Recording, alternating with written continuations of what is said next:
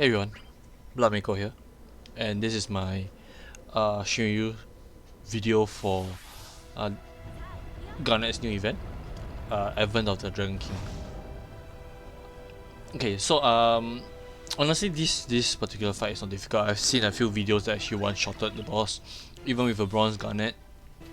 I did all this before the watching any of the videos or even really understanding how the mechanics work.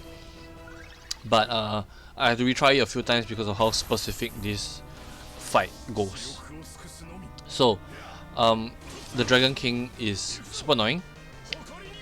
Almost every single threshold marks a HP attack. It's just how much and whether you can block it or not in that sense.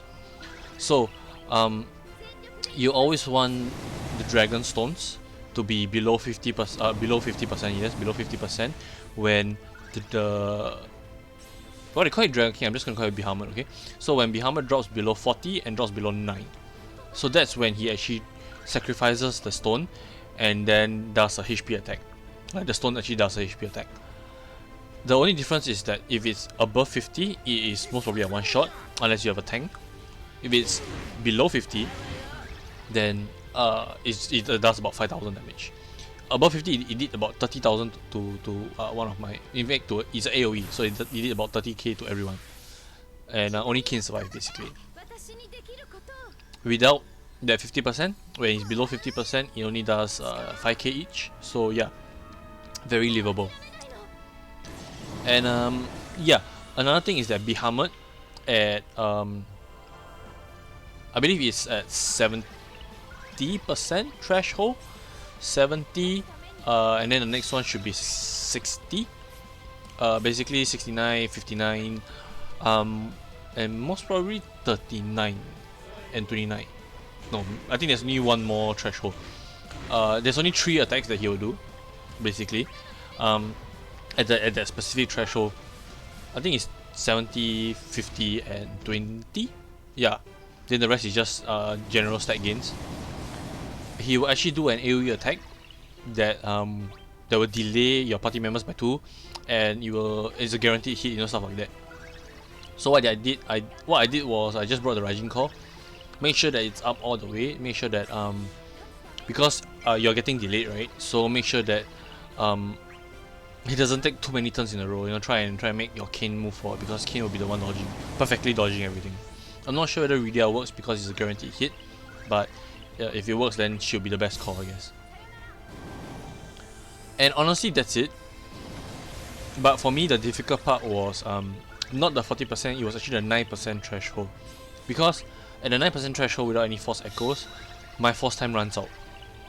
And so I cannot do enough damage to the Dragon Stones such that they are below 50% health when Behemoth goes to 9%.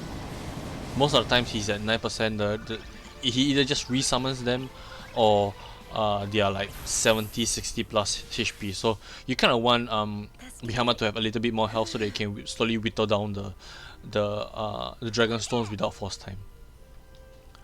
Also, another thing that's quite interesting is that he will not resummon in the burst, if I'm not wrong. Oh, sorry, in the summon sequence, if I'm not wrong. No, sorry, he still can. He did that in my own summon sequence. So just make sure that he doesn't summon the stone just before he hits that threshold. For your force, for the burst actually, if this is your finisher that finishes the stones, which is what happens in my video, he will actually not resummon them and he will actually try and sacrifice them, but he can't because there's no stones to sacrifice. So that's another way where you bring him down to 9% and you get rid of the stones as well. So that's another way, and in that way you will not take any damage. Honestly, that is it for the entire fight.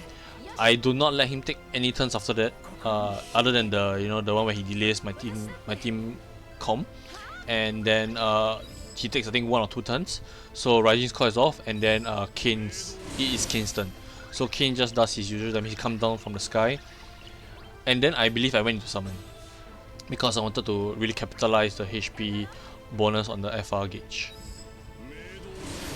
After that, once that happens, I have to rebuild it because I'm very worried that I will not be able to keep up with the well, honestly, the gauge is more to get rid of the stone's HP, not so much for killing Behemoth. Yeah, and that's it for the entire fight. Honestly, I'll let you guys just continue watching the video.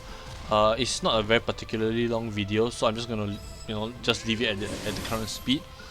And yeah, if you guys need to, I would suggest just fast forward towards the end of the fight. When I go into the summon, that's when it's a very crucial moment in my opinion, because that's when the force times run out, and how I actually manage Behemoth's HP. And if you're having difficulties managing his HP, I suggest you attack the stones with some single target HP damage if possible. Whittle down the stones, and then kill Behemoth basically. So yeah guys, thanks for watching. I know it's a very short commentary, but there's honestly nothing much for me to say. Just be careful because Behemoth loves to spam HP attacks. In fact, I think most of his all attacks are HP attacks, so yeah, you just gotta be very careful. Also at 40%, 30%, he will not be breakable.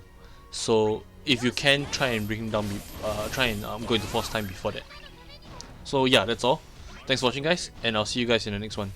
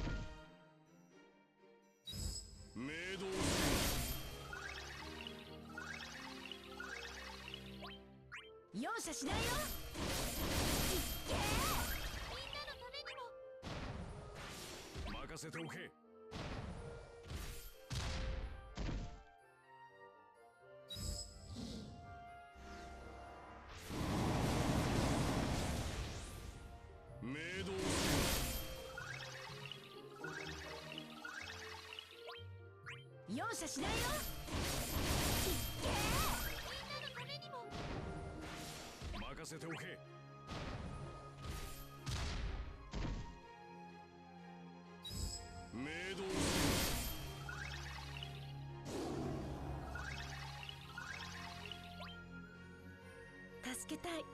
ふう。届け。それ。